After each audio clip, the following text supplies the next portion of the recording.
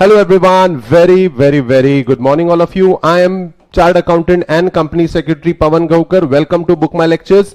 Let's start our curriculum for CSEET.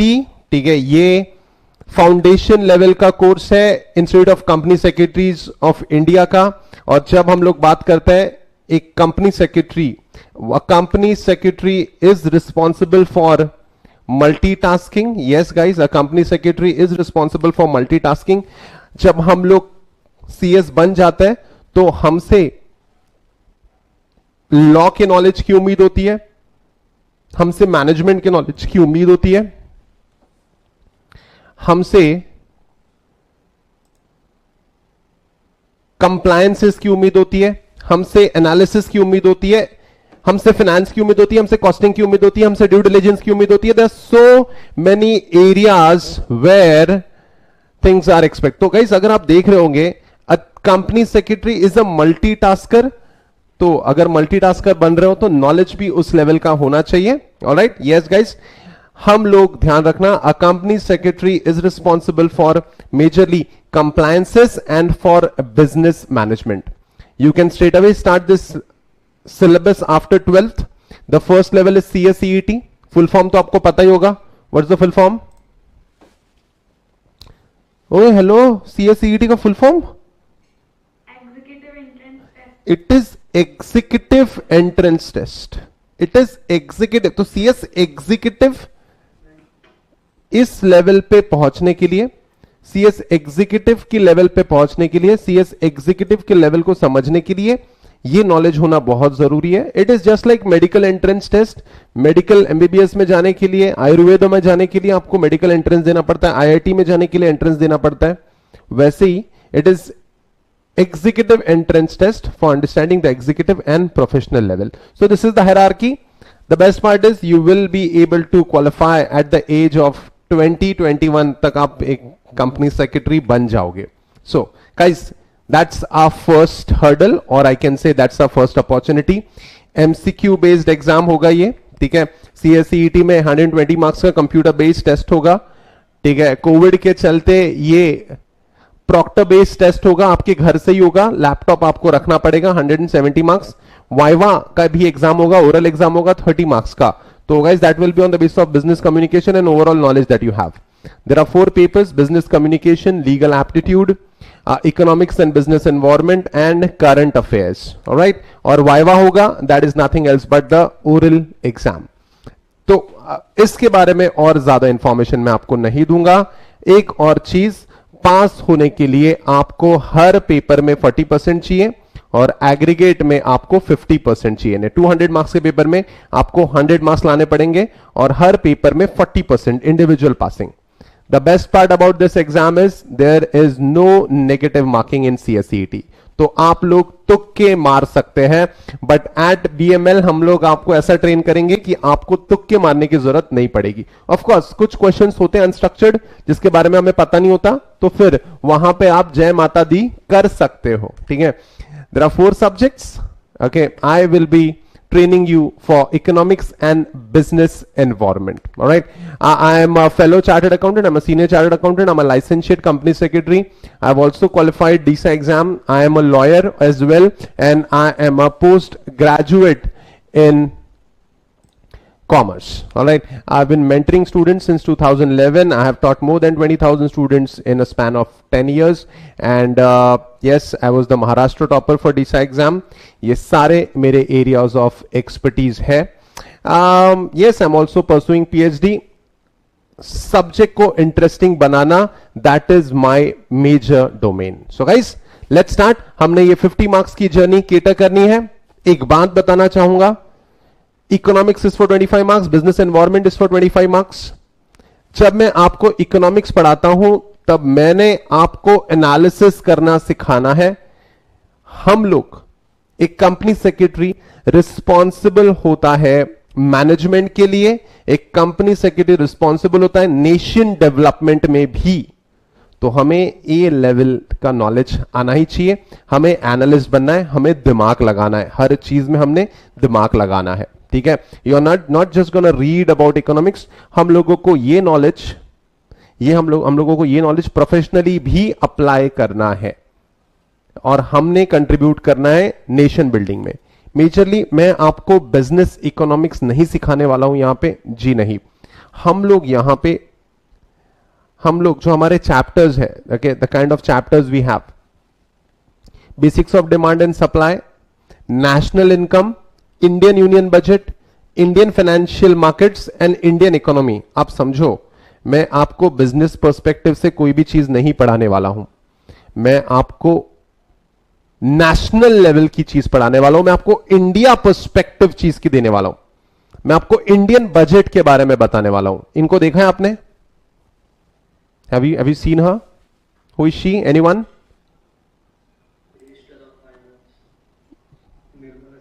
Nirmala, very nice, very nice. She is, ठीक है, our honorable finance minister of India, Nirmala Sitharaman. आपने इनको सिर्फ trolling में ज्यादा देखा होगा, बट नहीं, she is an important constituent, she is an important constituent of our country, ठीक है। वो हमें ऐसा नहीं समझता है, हम तो सिर्फ ट्रोल की नजरों से जानते हैं। इंडिया का यूनियन बजट, इंडिया का फाइनेंशियल मार्केट, तो ये सारी चीजें मैं आपको बिजनेस पर्सपेक्टिव से नहीं पढ़ाने वाला हूं, ठीक है। Okay, such an auspicious day to start our syllabus, ठीक है।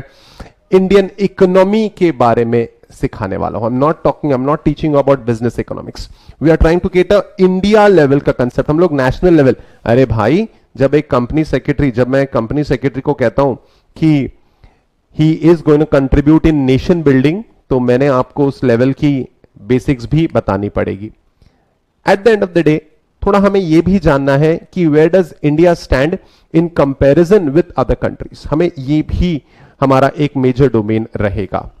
सो guys, let's start with the first chapter of our curriculum, and that is theory of demand and supply, theory of demand and supply। लेकिन directly उस concept पे हम लोग chapter पे jump करने से पहले एक चीज मैं पूछना चाहूंगा। I want to assess your level of knowledge first, since this will be an interactive class, so I would like to know what level of knowledge you carry. Okay, so थोड़ा सा बीच बीच में क्वेश्चंस पूछेंगे, चलेगा आपको? चलेगा क्या? नहीं sir, question मत पूछो, डर लगता है। No guys, can anyone define what is an industry? Can anyone define what is an industry? Industry यानी क्या होता है? A group of collective firms. Manali, not bad. It's a decent answer. It's not a perfect answer though, but it's a decent answer. Anyone else? No one?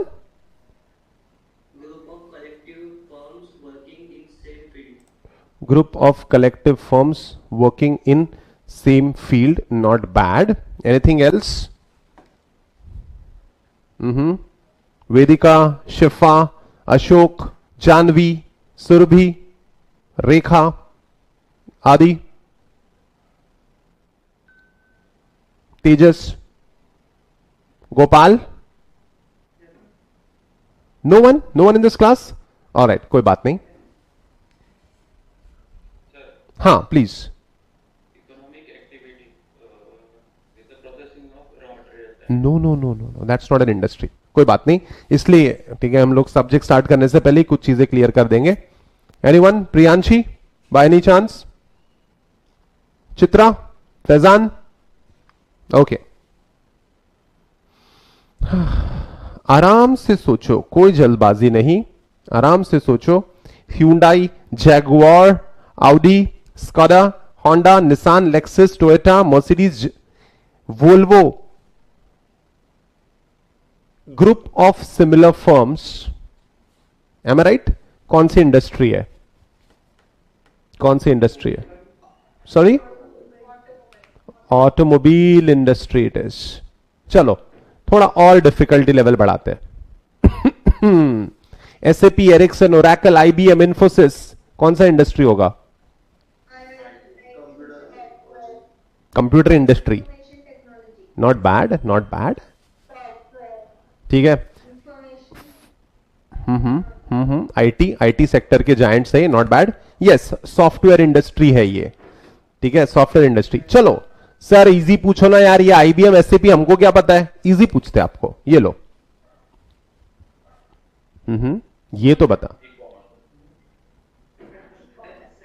ये तो पता होगा ना आपको, ई कॉमर्स इंडस्ट्री। तो इंडस्ट्री का आप definition बनाते हैं। Industry, what is industry? Industry is nothing else but a group of similar firms whose products have same or similar attributes such that they compete for the same buyers। ठीक है, तो industry यानी किसी ने industry को बोला था कि रॉ मटेरियल को फिनिश गुड्स में कन्वर्ट करना, that's not an industry. Industry service sector में तो कोई रॉ मटेरियल ही नहीं होता बेटा। तो क्या एयरटेल, वोडाफोन, आइडिया, जियो ये टेलीकम्युनिकेशन इंडस्ट्री नहीं है? है। सर्विस सेक्टर भी इंडस्ट्री हो सकता है, उसमें तो कुछ रॉ मटेरियल फिनिश गुड्स का कंसेप्ट ही नहीं होता।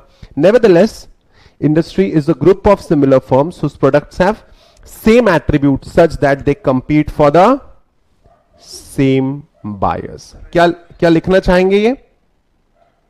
If you are not perfectly sure तो मुझे लगता है आपने लिख लेना चाहिए। Please write it down, industry का डेफिनेशन और 2-3 एग्जाम्पल्स भी लिख देना।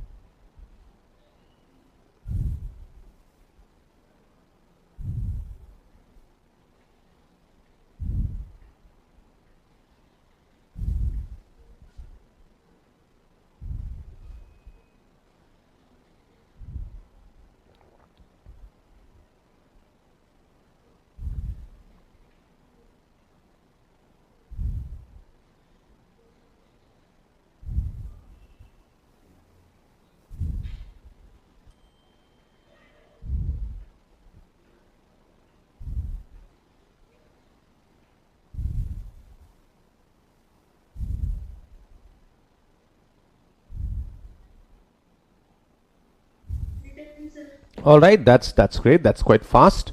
All right, तो ये हो गया एक जनरल कंसेप्ट जो हमें पता होना चाहिए था। नेवर माइंड, कुछ okay, doesn't make a difference. We are starting with the chapter theory of demand and supply. I hope आप सबके पास नोट्स है ही, जो भी मैं पढ़ाऊंगा इंस्टीट्यूट के स्टडी मटेरियल से पढ़ा रहा हूं, तो ग्रुप में मैंने आपके साथ ऑलरेडी शेयर कर दी थी। अगर आपके पास नोट्स नहीं है तो आप आईसीएसआई की वेबसाइट जाइए, you can get the CSEET study material directly from there. Okay, so theory of demand and supply. अगर मैं कस्टमर हूं, ठीक है, अगर मैं कस्टमर हूं तो क्या मैं डिमांड साइड रिप्रेजेंट करता हूं या मैं, अच्छा यहां पे कस्टमर कौन है? वो द कस्टमर्स, हाँ, जो लाइन में खड़े हैं, people standing in the Q. 1, 2, which one represents customers? Second one, perfect perfect. And the first one is the seller. मुझे बताइए, customers reflects the supply side और डिमांड साइड? दिमाग लगाओ, दिमाग लगाओ। What about the seller? Seller represents the, seller supply करता है और कस्टमर्स डिमांड करते हैं। ठीक है, अंडरस्टैंड, हमें theory of demand and supply में, ठीक है, theory of demand and supply में हमें कस्टमर का एंगल भी समझना है और सेलर का एंगल भी समझना है। Okay, theory of demand and supply. आप मुझे बताओ, पढ़ाई ज्यादा करते हो या कम? क्या पूछ लिया? पढ़ाई ज्यादा करते हो या कम करते हो? पता नहीं सर, 200 में से 100 मार्क्स चाहिए, उतनी ही पढ़ाई करते हैं। यानी जितना वो डिमांड करते हैं उतना ही हम सप्लाई करते हैं। ठीक है, यानी देखो देखो, लेट्स अग्री कि हम लोग बहुत ज्यादा पढ़ने वाले बच्चे नहीं है, अगर होंगे तो बहुत ही बढ़िया। लेकिन अरे जितना वो डिमांड करते हैं वो 50% मांग रहे हैं ना, और हर सब्जेक्ट में 40% मांग रहे हैं ना, तो उतना ही पढ़ेंगे ना, ज्यादा पढ़ के क्या फायदा? ऐसा कुछ लोग सोचते हैं, गलत नहीं सोच रहे हो आप।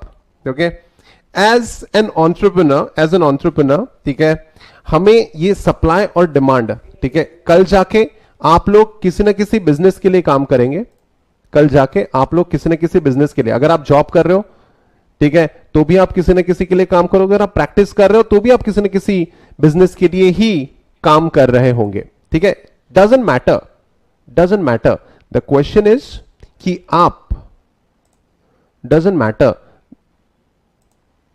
द क्वेश्चन इज आपको मैनेजमेंट में भी कंट्रीब्यूट करना है, आपको मैनेजमेंट में भी कंट्रीब्यूट करना है। मैंने आपको पहले ही बताया, you are responsible for compliances and you are responsible for business management। High level का कोर्स कर रहे हो तुमको थोड़ा सा सीरियस होके ये करना पड़ेगा। It's not a difficult course, लेकिन हम लोग थोड़ी कम पढ़ाई करके इसको डिफिकल्ट बना देते हैं। नेवरदलेस, ठीक है, डिमांड को पढ़ना है, हमने डिमांड को पढ़ना है, ठीक है। अब डिमांड के डेफिनेशन के अंदर दो चीज है। डिमांड को अगर मैं आसान शब्दों में बताऊं तो demand is a desire.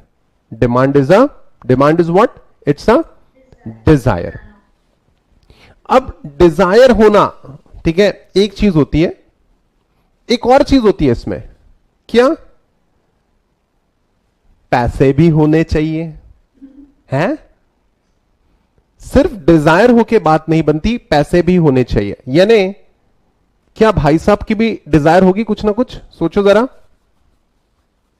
He is a बेगर, ठीक है, आई एम सो सॉरी, ऐसा मैंने नहीं दिखाना चाहिए, दैट्स सो अनएथिकल, ठीक है। क्या इनकी भी कुछ ना कुछ डिमांड्स होगी? सोचो, होगी। लेकिन प्रॉब्लम क्या है, इनकी डिमांड मायने नहीं रखती क्योंकि इनके पास पैसे नहीं है, ठीक है। अब इनके पास पैसे नहीं है, कुछ लोगों के पास पैसे होते हैं लेकिन उनकी इच्छा नहीं होती। कौन सी इच्छा नहीं होती? खर्च करने की। M I right? हमें डिमांड कंसेप्ट समझना है तो दो चीजें समझनी पड़ेगी डिमांड के अंदर। Let's check out the definition, the first line of our notes of ICSI economics and business environment, page number 2, theory of demand and supply में हम लोग डिमांड स्टार्ट कर रहे हैं। Demand, meaning of demand, demand is an economic principle. जिसको अभी भी notes नहीं मिले, don't worry, check out the presentation, you will be able to see everything here. Demand is an economic principle referring to consumers desire to purchase good. Consumers desire to purchase good, ठीक है। Number 1 desire and goods and services. Goods and services, मैंने ये phone खरीदा है, ये क्या है? Goods है या सर्विस है? और इसके अंदर एयरटेल का सिम है तो वो भी गुड्स है। सब ये जो मैं आपको दे रहा हूं, मैं जो आपको पढ़ा रहा हूं, ठीक है, it's a good or is it a service? Is it a good or is it a service? It's a service, ठीक। क्या इसकी डिमांड है? क्या सीईसीईटी कोर्स की डिमांड है? तभी तो आप इतने सुबह सुबह बैठे हो ना यार, अदरवाइज तो सो रहे होते हम लोग। What I'm trying to tell you, guys, demand goods की भी है, सर्विस की भी है। अच्छा, ये कंपनी सेक्रेटरी बन के आप लोग गुड्स देने वाले हो या सर्विस? हाँ सर, बिस्लरी की बोतल बेच रहा हूं मैं सीएस बन के। चाहिए क्या आपको? कम ऑन टेल मी, आप गुड्स में डील करोगे या सर्विस प्रोवाइडर बनोगे आप? You will be a service provider, ठीक है। क्वेश्चंस कुछ ज्यादा डिफिकल्ट नहीं पूछ रहा हूं मैं, या ठीक है इतने डिफिकल्ट क्वेश्चंस? ठीक है क्या? ये तो आनी चाहिए तुमको, ठीक है। Demand is an economic principle referring to the consumers desire to purchase goods and services, and एक तो होगी डिजायर, ठीक है, और दूसरा विलिंगनेस, एंड विलिंगनेस टू पे a price for specific goods and services. आपके पास एबिलिटी भी होनी चाहिए, पैसे भी होने चाहिए, और उस पैसों को स्पेंड करने की विलिंगनेस भी होनी चाहिए। आपने देखा क्या? आप अगर देखो, आपके पेरेंट्स और आपके बीच में एक बहुत डिफरेंस है, एक बहुत बड़ा डिफरेंस है। हम लोग पैसे खर्चना चाहते हैं और पेरेंट्स पैसे बचाना चाहते हैं। देखा क्या तुमने? वो इकलौता पॉइंट है जहां पे आपको अपने जीन्स पे शक होता है, ये पेरेंट्स मेरे जैसा क्यों नहीं सोचते? ठीक है, what I am trying to tell you, willingness is an important constituent. Willingness होनी चाहिए। काफी लोगों को बहुत पैसा होता है लेकिन खर्च करने की विलिंगनेस नहीं होती, वो डिमांड का पार्ट नहीं बनेगा। According to the law of demand, other things being equal, ठीक है, other things being equal, if the price of the commodity falls, the quantity demanded of it will rise. ठीक है, quantity demanded will rise. Price कम होती है, price कम होती है तो डिमांड बढ़ जाती है। True or false? True or false? Price कम होती है तो डिमांड बढ़ जाती है। True or false? परफेक्ट। अगर हम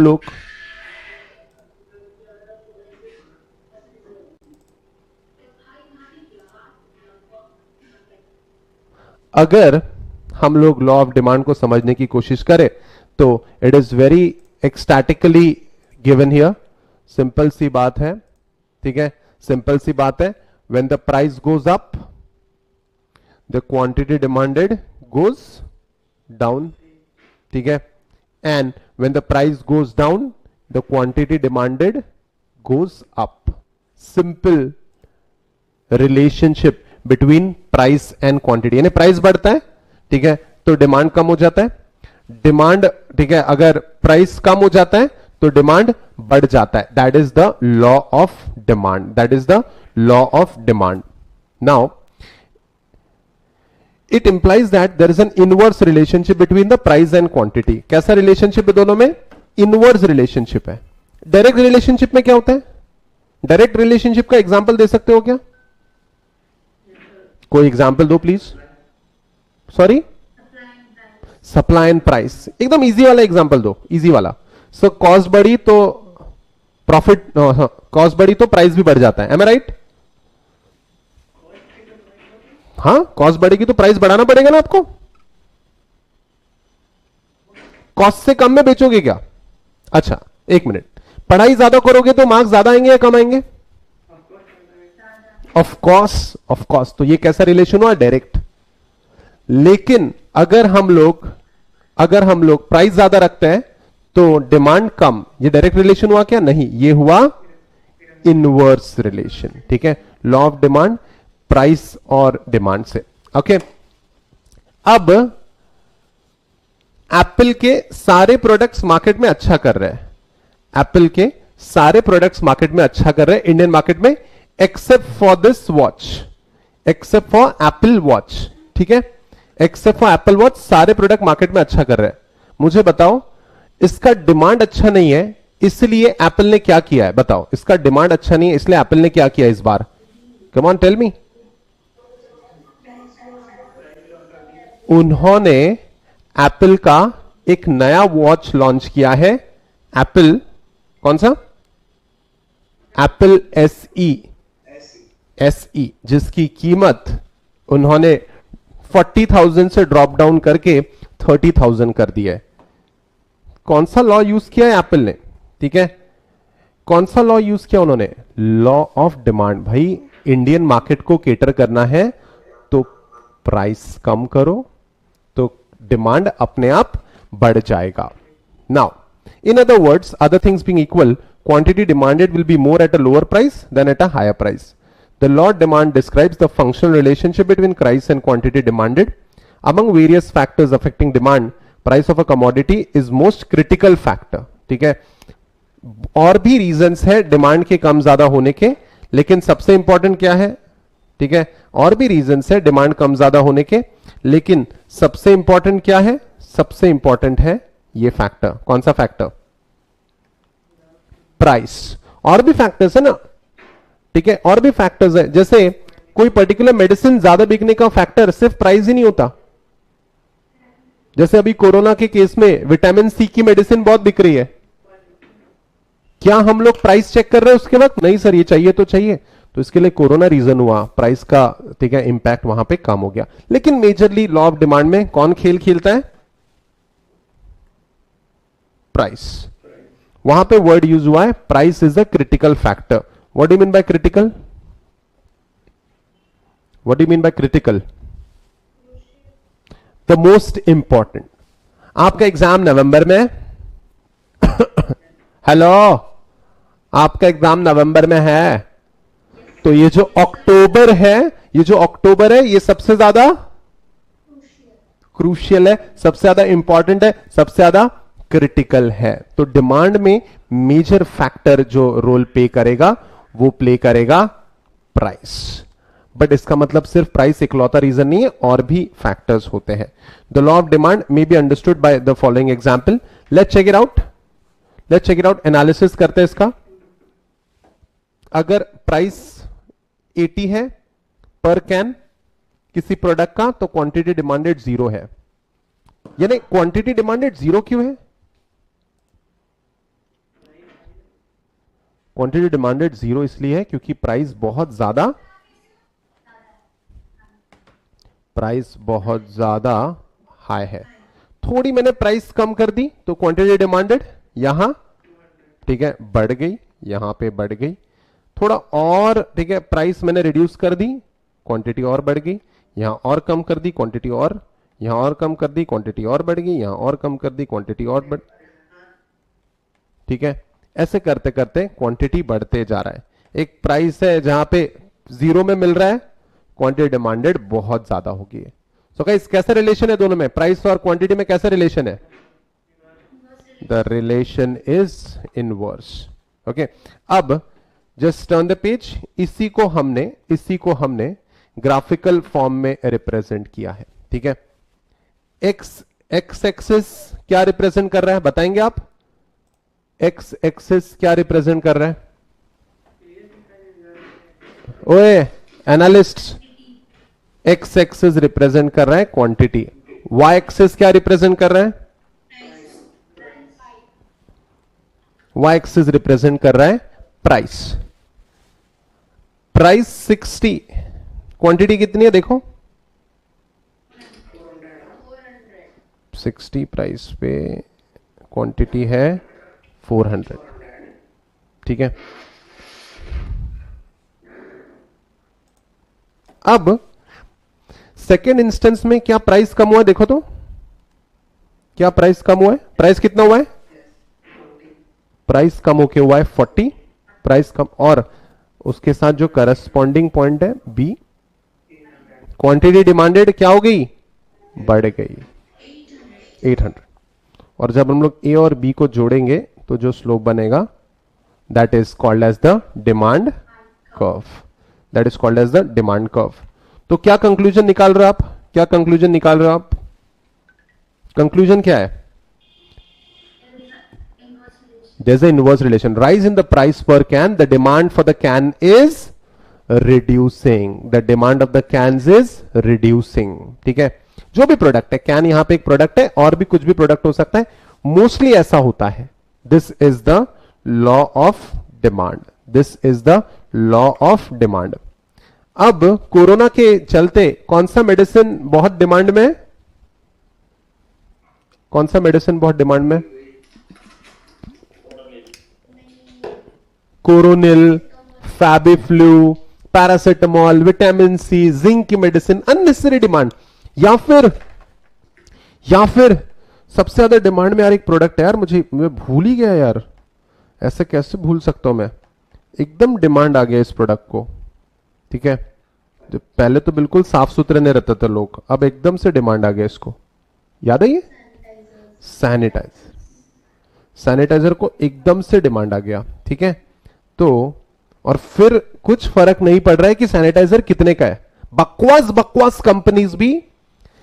तो I have a bottle, just a moment. ठीक है, I have this sanitiser which I bought in March, जब मिल नहीं रहा था. MK हेल्थ केयर नाम का कोई सैनिटाइजर है, बर्बाद सैनिटाइजर है. ठीक है, निकलता भी नहीं है इसमें से कुछ. ठीक है, it is for 170 rupees for 100 ml. ये महंगा था यह प्रोडक्ट, इतना महंगा तो लाइफ बॉय और डेटॉल का भी नहीं था. लेकिन उस वक्त, ठीक है, डिमांड बहुत ज्यादा थी तो कोई प्राइस नहीं दिख रहा था. इसलिए कभी कुछ सिचुएशंस ऐसी होती है जहां पे प्राइस नहीं देखी जाती, तो वहां पे जो हमने अब ये रिलेशन बनाया है फिर वो वहां काम नहीं करता। अब कोई भी हम लोग लॉ बनाते हैं, कोई भी हम लोग लॉ बनाते हैं तो कुछ चीजें, कुछ कंडीशंस डाली जाती है। क्या कहते हो? यानी क्या बचपन में तुमने कभी कंडीशन डाली थी घर वालों पे कि ओए हेलो, मैं मार्क्स तो अच्छे ले आऊंगा लेकिन बदले में क्या दोगे? क्या कहते हो? क्या ऐसी कंडीशन डाली थी तुमने? 90% लाऊंगा पापा, क्या दिलाओगे? क्या कहते हो? Tell me. क्या कंडीशन डालनी चाहिए? क्या हर चीज के लिए कोई ना कोई? Yes guys. तो जब हम लोग ऐसा कंक्लूजन बनाते हैं तो ये फुल प्रूफ नहीं रहता। कुछ सिचुएशंस ऐसी होती है, कुछ सिचुएशन ऐसी होती है जहां पे ये हमेशा हर लॉ काम नहीं करता, इसलिए कुछ अजम्पशंस लेने होते हैं, इसलिए कुछ अजम्पशंस लेने होते हैं। Assumptions of the law of demand, assumptions पे जरूर एक क्वेश्चन आएगा, ठीक है। Let's check out the assumptions one by one. Assumptions of the law of demand, the above stated law of demand is conditional. What do you mean by conditional? Conditional यानी क्या? यानी law of demand जो हम लोग कह रहे हैं वो सही है, लेकिन कंडीशन क्या है? Condition number one, the above stated law of demand is conditional. It is based on certain conditions as given. It is therefore always stated with other things being equal. With other things being equal. हमेशा ध्यान रखना पड़ेगा law of demand में, अगर price और demand का अगर आपको प्योर रिलेशनशिप निकालनी है तो दूसरे फैक्टर्स सेम होने चाहिए, दूसरे फैक्टर्स सेम होने चाहिए। यानी जब हम पढ़ाई कर रहे हैं, जब हम पढ़ाई कर रहे हैं, ठीक है, वैसे तो हम ज्यादा करते हैं नहीं, लेकिन जब हम पढ़ाई कर रहे हैं तो उस वक्त हमें हमारी कुछ कंडीशंस है। हमारा छोटा भाई बहन हमारे रूम में नहीं चाहिए, एम आई राइट? मुझे बिल्कुल शोर शराबा नहीं चाहिए, ठीक है, मुझे रूम में एयर कंडीशन चाहिए। एग्जाम्पल के तौर पे ये है हमारी कुछ कंडीशंस। यानी ये सब जब शांति रहेगी तभी मैं पढ़ाई कर पाऊंगा, ठीक है। ये मेरे कुछ अजम्पशंस है जो अपने पेरेंट्स को अपनी उम्मीद बताता हूं। वैसे ही जब हम कहते हैं कि प्राइस ज्यादा डिमांड कम, तो ये जो लॉ आपने बनाया उसके कुछ अजम्पशंस है। It is based on certain conditions given. It is always stated with other things being equal. It relates to the change in the price variable only, assuming other determinants of demand to be constant. The law of demand is thus based on the following ceteris paribus assumption. What is ceteris paribus? कभी सुना ये word? कभी सुना है आपने ये word? Anyone? CS foundation वालों?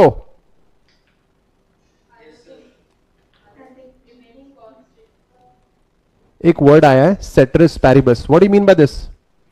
It means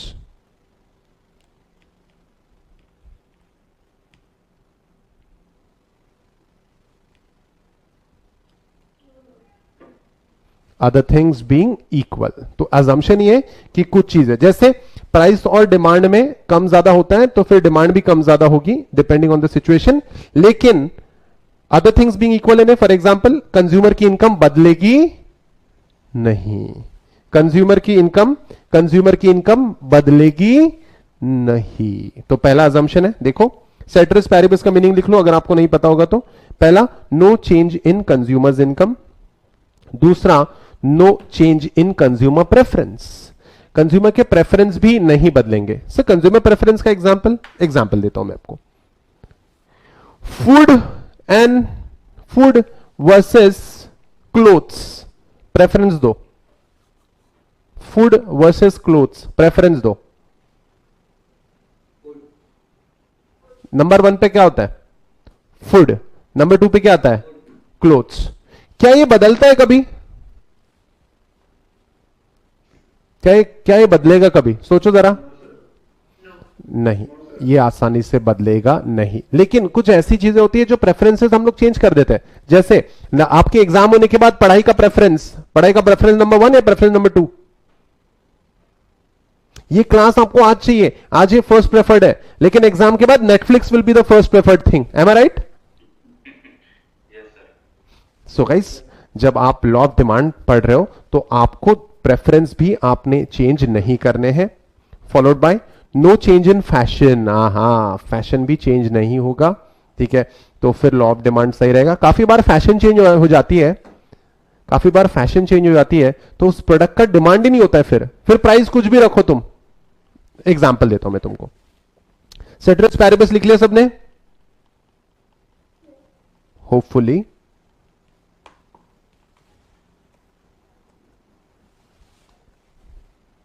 एक जीन्स डिजाइन की है, मैंने डिजाइन की है जीन्स, नहीं मैंने नहीं डिजाइन की है, लिवाइस ने डिजाइन किया। Have you ever heard about Levi's? Levi's सुना?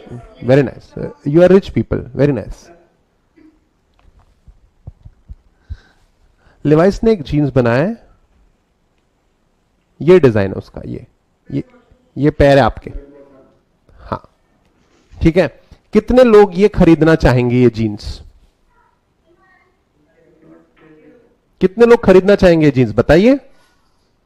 अरे ये जीन्स यहां से पहननी पड़ती है भाई, यहां से, ठीक है, और वो अगले से अगले के पैर तक जाएगी वो जीन्स आगे।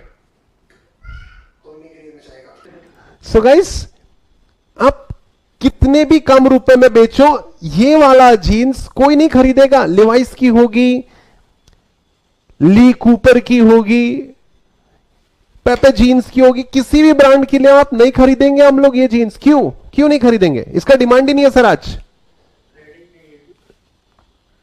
ये आउट ऑफ फैशन है, फैशन चेंज नहीं हुआ तो ही उस चीज का डिमांड रहेगा। जैसे आज क्लासरूम में कौन जाना चाहेगा? मैं आपको फेस टू फेस क्लासरूम में पढ़ाना चाहता हूं, आओगे क्या? आओ आओ आओ हवेली पे, हाँ आओ ना, आओ आओ। सर अभी बदल गया है, अभी कोई नहीं आएगा, ठीक है, अभी कोई नहीं आएगा। So guys, change in fashion, change in the price of related goods, ठीक है, there should be no change in the price of related goods. हाँ, रिलेटेड गुड्स की प्राइस, हाँ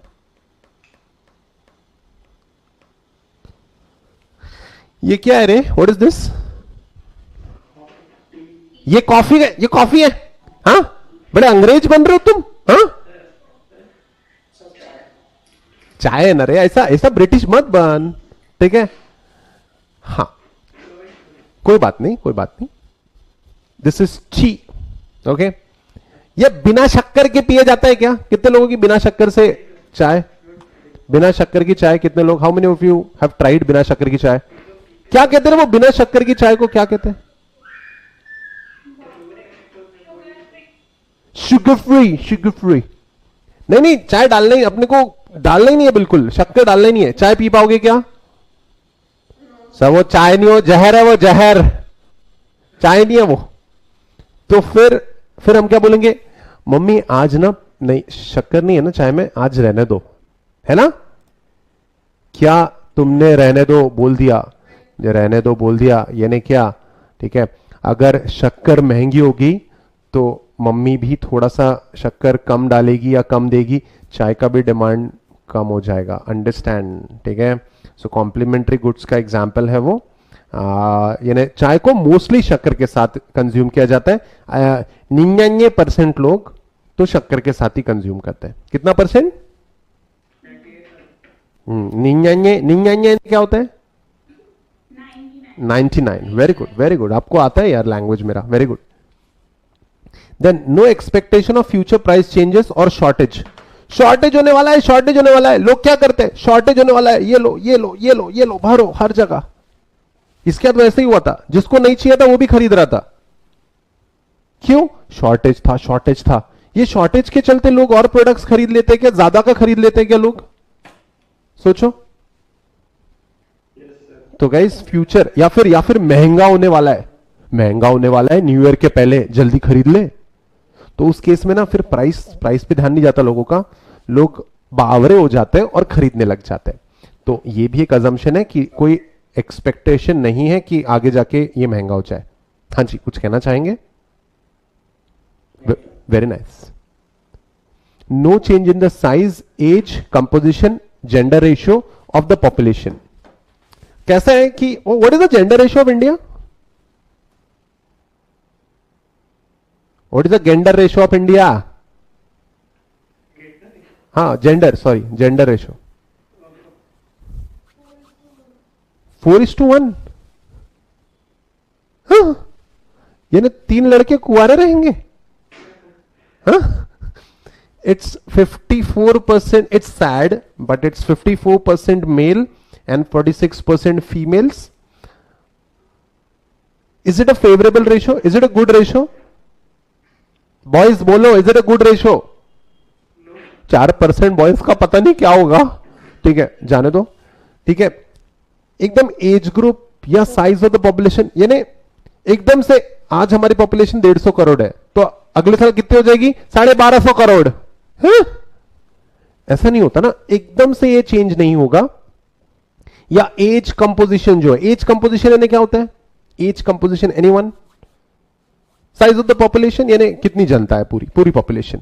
ठीक है, कंपोजिशन ऑफ पॉपुलेशन का क्या मतलब होता है? कंपोजिशन ऑफ पॉपुलेशन, हाँ, छोटे बच्चे कितने हैं, ठीक है, टीनेजर्स कितने हैं, ठीक है, टीनेजर्स नहीं, तुम टीनेजर, सॉरी, ठीक है, देन एडल्ट्स कितने हैं, फिर मिडिल एज वाले कितने हैं, फिर ओल्ड एज वाले कितने, ये कंपोजिशन है। ठीक है, सो ये भी चेंज नहीं होना चाहिए all of a sudden. No change in the range of goods available to the consumer, यानी ज्यादा रेंज आ गई तो भी गड़बड़ हो जाती है। ठीक है, यानी अलग अलग वैरायटी के गुड्स अगर आ जाते हैं तो। ये मोबाइल फोन में ऐसा हो गया क्या? क्या रेंज बढ़ गई है मोबाइल फोन्स में? पहले कौन सा एक कंपनी था, बहुत प्रोमिनेंट कंपनी था, उसी का मोबाइल मिलता था, नोकिया। अभी तो इतनी सारी कंपनीज हो गई है, बाप रे, am I right? Vivo, Oppo, Lava, Karbonn, ठीक है, Samsung, I don't, so many, god, unreal it is. तो रेंज बढ़ गई तो भी गड़बड़ हो जाती है। Then no change in the distribution of income and wealth of the community, यानी लोगों के पास जो पैसा है वो एकदम से बढ़ना नहीं चाहिए या कम नहीं होना चाहिए। No change in the government policy and no change in the weather condition. Mostly तो ये जो सारी कंडीशंस है, मोस्टली तो ये सारी कंडीशन है all of a sudden change नहीं होती। इंडिया का वेदर, एकदम से बर्फ पड़ रही है अभी इंडिया में, हैं, मध्य प्रदेश में, महाराष्ट्र में बर्फ ही बर्फ पड़ रही है, ऐसा होता है? क्या लगता है आपको, एकदम से इंडिया का जो एक्सट्रीम वेदर है वो फेवरेबल वेदर हो जाएगा? इंडिया में न्यूयॉर्क हो गया, न्यूयॉर्क, ऐसा होगा क्या? नो। गवर्नमेंट पॉलिसी भी चेंज आसानी से नहीं होती, ये सारी चीजें एकदम से चेंज नहीं होती, इट टेक्स टाइम। तो थोड़े समय के लिए तो लॉ ऑफ डिमांड एकदम वैलिड होता है। यानी हम कंज्यूमर की इनकम एकदम से डबल होगी अगले महीने से, पापा की सैलरी डबल, ऐसा होता है? No, over a period of time it increases.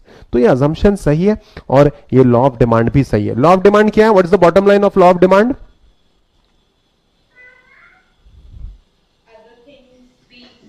Other things being equal, ठीक है, other things being equal, law of demand says कि अगर बोलो अगर प्राइस बढ़ती है तो डिमांड कम, और अगर प्राइस कम होती है डिमांड ज्यादा। Apple SE watch is a beautiful example. India में उनको वॉच ज्यादा बेचनी है, ठीक है, तो उन्होंने ये कंसेप्ट लाया। ठीक है, उसके बाद व्हाट इज दिस? पचीचू, बड़े अर्जेंटीना से आए हो तुम, हैं? इसे टोमेटो कौन बोल रहा है? टोमेटो, ये टोमेटो है तेरा? पोटैटो, हाँ पोटैटो, ठीक है। अच्छा, ये पोटैटो अगर खरीदना है तो ये प्लॉट बेचना पड़ेगा, है ना पापा को? नहीं, मैं पूछ रहा हूं आपसे, मुझे क्या पता।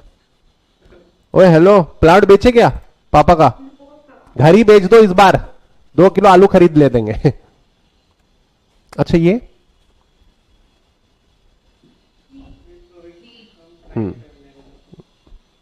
ई का है?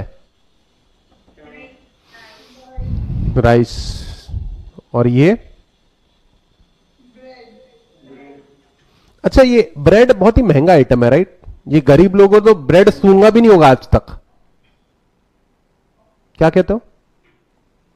अच्छा, राइस महंगा होगा, राइस।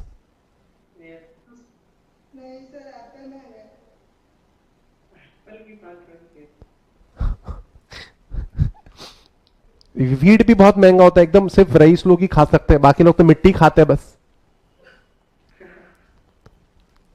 सस्ते आइटम्स है, ठीक है। अब हम लोग पढ़ने वाले हैं, ठीक है। अब हम लोग पढ़ने वाले हैं next page, the last topic for the day, exceptions to the law of demand. What do you mean by exceptions to something? Exceptions to something, छोड़कर, ठीक है। मैं कम पढ़ेगा सीएसईटी में फिर भी पास होकर दिखाएगा, ठीक है। फॉर एग्जाम्पल, ठीक है, हमारे क्लास में एक शिफा वर्गीस है, हमारे क्लास में वेदिका है, ये दोनों कम भी पढ़ेंगे ना तो भी 180 मार्क्स लाएंगे सीएसईटी में, देख लेना तुम लोग, ठीक है।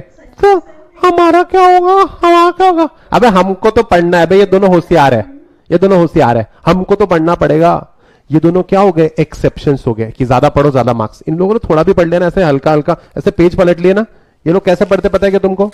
ये हो गया, ठीक है, ये भी हो गया, ये भी हो गया, ये लोग क्या है, ठीक है, पूरा सिलेबस खत्म, ये डन, ठीक है। हमारा ऐसा एक एक लाइन पढ़ते हैं, तो ये दोनों क्या बन गए, ये दोनों क्या बन गए, एक्सेप्शंस की ज्यादा पढ़ाई ज्यादा मार्क्स। वैसी लॉ ऑफ डिमांड में कुछ चीजें एक्सेप्शंस में आती है। देखो, there are few exceptional cases where law of demand is not applicable, which may be categorized as follows, ठीक है। तो पोटैटो, गेहूं, राइस, ब्रेड, क्या ये बहुत बेसिक नेसेसिटीज है इंसान की? आप वेजिटेरियन हो या नॉन वेजिटेरियन हो, ब्रेड को कंज्यूम करते ही है सब लोग, राइस को कंज्यूम करते ही है, वीट को कंज्यूम करते ही है, और पुचिचू, ठीक है। अब क्या इसमें देखा जाता है कि कितने का है? नहीं नहीं नहीं, गेहूं बहुत महंगा हो गया अभी, इस बार खाएंगे नहीं, इस बार मिट्टी खा लेंगे फिर। ये बेसिक नेसेसिटीज के आइटम्स है, इसको कहते हैं गिफिन गुड्स, इसको कहते हैं Giffen goods. In case of certain inferior goods called as Giffen goods, named after sir Robert Giffen, sir Robert Giffen के नाम पे गिफिन गुड्स, ठीक है। इसको एग्जाम में वो लोग लेके आएंगे, एमसीक्यू के लिए गोल्ड है, गोल्ड।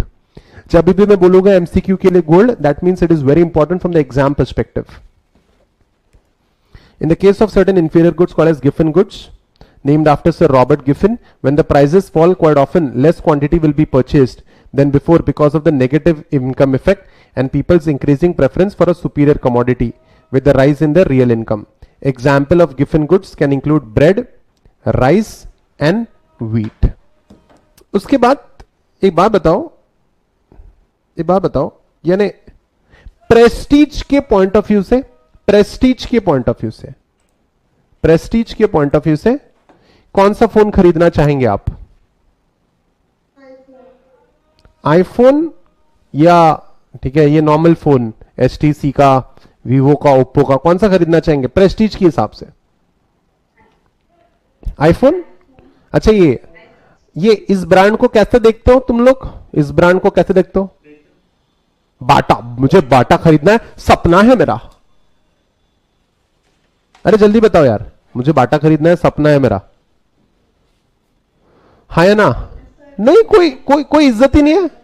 वो देख बाटा पहना उसने, वो देख बाटा, ऐसा होता है कि कभी? बाटा को कोई इज्जत नहीं देते रहे हम लोग, ठीक है, बाटा को कोई इज्जत नहीं देते, नो इज्जत, आई एम सो सॉरी, बाटा को हम बुरा नहीं कह रहे, ठीक है।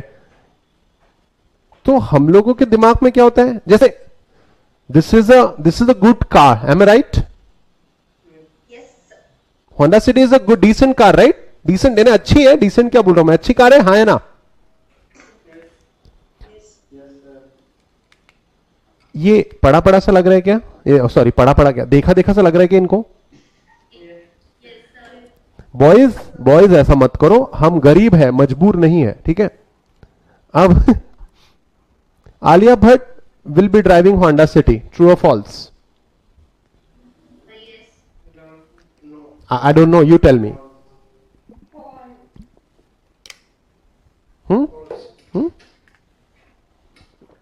आलिया भट्ट मारुति सुजुकी लेंगी, स्विफ्ट चलाएगी, स्विफ्ट क्यों? ये चलाएगी आलिया भट्ट, उसके दिमाग के हिसाब से सही गाड़ी है ये। क्या कहते हो, जल्दी बताओ? या फिर ये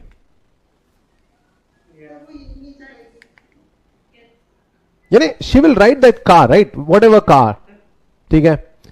they will be going for these brands, BMW, Audi, Merc, ये ब्रांड्स चलाएंगे, उन लोगों को, ठीक है, ये कार्स भी कोई बुरी नहीं है, ये कार्स भी, ठीक है, ये बाटा भी कोई बुरा नहीं होता, ठीक है, ये कार भी कोई बुरी नहीं है, लेकिन उनको प्रेस्टीज के पर्सपेक्टिव से, उनको प्रेस्टीज के पर्सपेक्टिव से, ठीक है, ये जो है ये कार्स वो लोग नहीं खरीद पाते, उनको महंगा आइटम खरीदना उनकी लाइफ की मजबूरी है। आलिया भट्ट ने अगर ये कार चला दी ना, तो तुम्हारे दिल में उनकी रिस्पेक्ट कम हो जाएगी, ऐसा उनको लगता है। उसको कहते हैं snob effect, articles of snob effect. Generally क्या होता है, प्रोडक्ट सस्ता तो डिमांड ज्यादा, लेकिन स्नॉब इफेक्ट में क्या होता है, नहीं, हमको महंगी चीजें दिखाओ, हम आलिया भट्ट है। Sometimes certain commodities are demanded just because they happen to be expensive and prestigious. महंगा है ना, यही खरीदेंगे तेरा फैजल, महंगा फोन दिखाओ, 1.5 लाख का दिखाओ, 2 लाख का दिखा, ये ले। ठीक है, लैपटॉप खरीदना है, नॉर्मल लैपटॉप 30,000 के लैपटॉप से भी काम होता है, नहीं, मैकबुक ही चाहिए हमको। कैस नॉर्मल कॉफी पियोगे, नहीं, महंगा कॉफी चाहिए, स्टारबक्स का कॉफी चाहिए हमको। ठीक है, what I am trying to tell you, this is snob effect, जिनको महंगी चीजें ही चाहिए, because they happen to be expensive and prestigious and have a snob appeal. They satisfy the aristocratic desire to preserve exclusiveness of unique goods. तुम भी देखो ना, तुम भी देखो, तुम लोग देखते हो क्या, अबे वो देख अल्टो 800 जा रही है, सड़क पे रुक जाते हो ना तुम लोग, है ना, क्या, नो, स्नॉब इफेक्ट, महंगी चीजें लाओ। ये स्टॉक मार्केट में एक बात बताओ, ये शेयर के रेट बढ़ते हैं तब लोग खरीदते हैं या शेयर के रेट गिरते हैं तब लोग खरीदते हैं? ठीक है, let's check it out. Speculation, when people speculate about change in the price of commodity in future, ठीक है, जब लोग स्पेकुलेट करते हैं कि आगे जाके ये प्रोडक्ट का प्राइस क्या होने वाला है, बढ़ने वाला है, तो अरे बाद में महंगा हो जाएगा, अभी ले लो, लेकिन अभी भी महंगा है, नहीं और महंगा होगा, इस चक्कर में भी लोग ले लेते हैं। तो this is also an exception. Just a moment. When people speculate, what do you mean bye speculate? एक मिनट, आज बारिश होगी क्या? आज बारिश होगी क्या? आज बारिश होगी क्या, हाँ या ना? बारिश नहीं होगी आज? क्या हो सकती है? हो भी सकती है यार, कुछ बोल नहीं सकते, ठीक है, तो हो भी सकती है, कुछ बोल नहीं सकते, ठीक है। चलो 100 रुपए की शर्त लगाते हैं।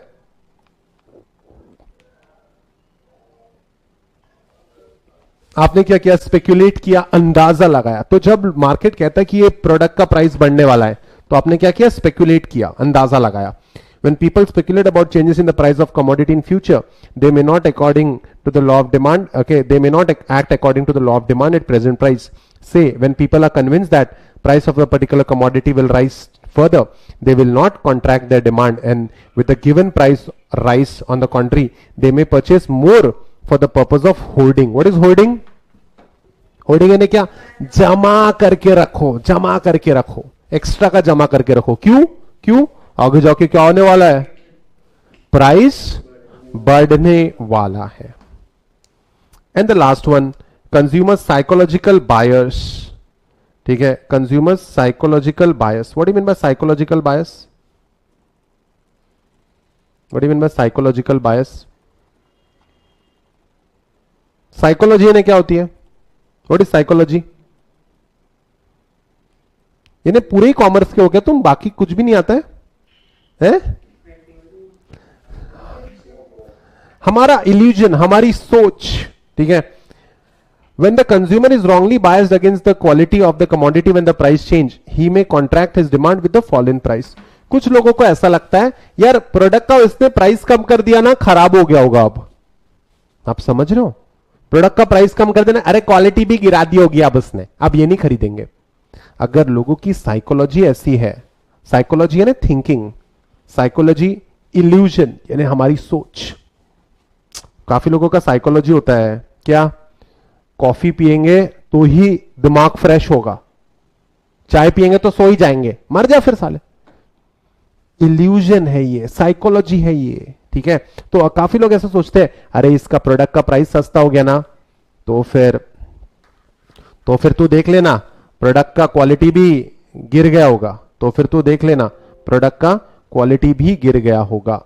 This is the psychological bias, this is the illusion, and these four are what, these four are what, these four are exception. Giffen goods के केस में लॉ ऑफ डिमांड काम नहीं करता. दूसरा कौन सा पॉइंट है बताओ? गिफन गुड्स के बाद स्नॉब इफेक्ट के केस में काम नहीं करता. ठीक है, तीसरा हम लोग पढ़ रहे हैं, हम लोग बेसिकली पढ़ रहे हैं एक्सेप्शंस. लॉ ऑफ डिमांड का, लॉ ऑफ डिमांड का हम लोग क्या पढ़ रहे हैं? एक्सेप्शंस. यानी law of demand, law of demand basically क्या है? With the rise in price the demand falls and vice versa. तो हम लोग पढ़ रहे हैं एक्सेप्शंस. एक्सेप्शंस क्या कहता है? एक्सेप्शंस कहता है कि given goods knob effect speculation की प्राइसेस बढ़ने वाली है, और लोगों के साइकोलॉजी में अगर ऐसा है कि सस्ता कर दिया तो क्वालिटी अच्छा नहीं होगा तो लोग फिर खरीदते नहीं है, ऐसे केस में लॉ ऑफ डिमांड काम नहीं करता. Alright, alright guys, okay. So guys, that's it from the perspective of theory of demand and supply for today. Do you have any doubts? All right guys, thank you so much. We are calling it a day. See you in the next video. Till then, take care of yourself. Study well. Bye bye.